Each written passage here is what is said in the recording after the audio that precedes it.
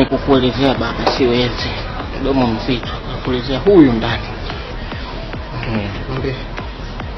Nadisi mimi?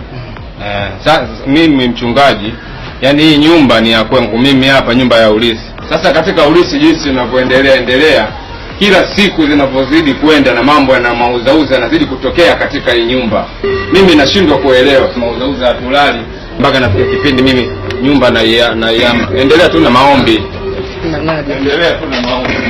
Ungepata maelezo kwa kina ili tukajua jinsi gani ya kutatua matatizo.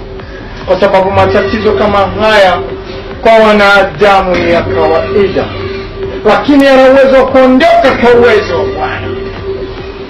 Unapoondoka kwenye nyumba yako unategemea nini? Bwana ametoa na Bwana atatoa. Kwa vitu kama hivi ambavyo viko, ni lazima uonekane uwepo wetu sisi.